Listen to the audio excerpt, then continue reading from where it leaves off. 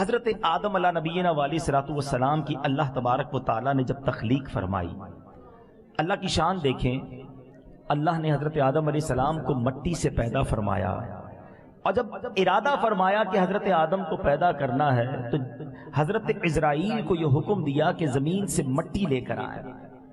جب یہ زمین سے مٹی لینے آتے ہیں تو زمین کی جو اوپری پرت ہے، جتنی پرت تھی مٹی کی، لیئر کہہ لیں، وہ ساری ان کی مٹھی میں آ گئی۔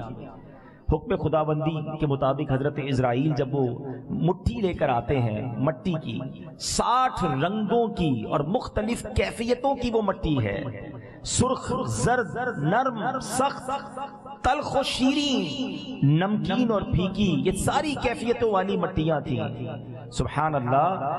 اب یہ وجہ یہ ہے، تفسیر ساوی میں ہے کہ آپ دیکھتے ہیں ہم سب آدم کی اولاد، کوئی میٹھا ہے، کوئی نمکین ہے، کوئی کڑوا ہے، کوئی کالا ہے، کوئی گورا ہے۔ یہ زمین کی اس مٹی کی مختلف کیفیتوں کا اثر ہے کہ سب ہیں اولاد آدم، مگر اولاد آدم میں مختلف کیفیتوں کے لوگ ہیں۔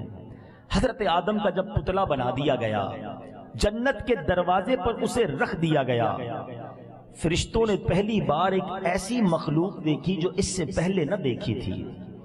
تو فرشتوں نے آپس میں بات کی کہ اگر اللہ نے اس کو ہم سے افضل قرار دیا تو ہم پھر بھی رب کی بات مانیں گے۔ شیطان کہتا ہے، جو معلم الملکوت تھا، جو فرشتوں کا بھی استاد تھا اس زمانے میں، اللہ کی بارگاہ میں شیطان کا مرتبہ کیا تھا؟ وہ عزازیل کہلاتا تھا۔ لفظ شیطان تو بعد میں ہوا نا، ہے جنت کا خزانچی رہا، فرشتوں کا استاد رہا۔ اور شیطان جب اللہ کی بارگاہ میں فرشتے پیش ہوتے تھے تو وہ اسی لائن میں نوری مخلوق کے ساتھ کھڑا ہو کر رب کی بارگاہ میں حاضر ہوتا تھا۔ اتنا بڑا مرتبہ تھا اس کا۔ علماء کہتے ہیں زمین پر کوئی حصہ باقی نہ بچا جہاں شیطان نے سجدہ نہ کیا ہو۔ اتنے 1000 سال رب کی عبادتیں کی، مگر شیطان کہتا ہے اگر اس کو مجھ پر مقدم قرار دیا گیا تو میں نے اپنا سربراہ، میں نے اپنا سردار اس کو نہیں ماننا۔ اور شیطان نے حضرت آدم علیہ السلام کے اس مبارک جو ابھی جس پہ روح نہیں ہوئی تھی، جو مٹی کا پتلا تھا، اس پر تھوک دیا۔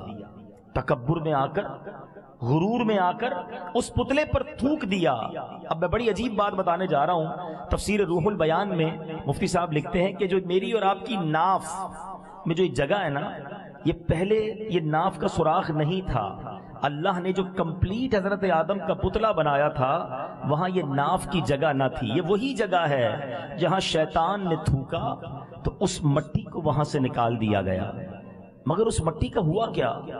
اس مٹی سے کتا بنایا گیا۔ علماء کہتے ہیں کتے میں 3 چیزیں ہوتی ہیں، انسان کے قریب بھی ہو جاتا ہے، مانوس بھی بڑا ہوتا ہے، ساری رات جاگتا ہے، اور کبھی کبھی کاٹ بھی لیتا ہے۔ فرمایا یہ 3 چیزوں کا اثر ہے۔ بنا انسان کی مٹی سے ہے، اس لیے انسان سے سب سے زیادہ قریب جانوروں میں کتا ہو جاتا ہے۔ ساری رات کیوں جاگتا ہے؟ جبریل امین کے اس مٹی پر ہاتھ لگے ہیں، اور کاٹتا اس لیے ہے کہ شیطان کا تھوک بھی اس میں شامل ہے۔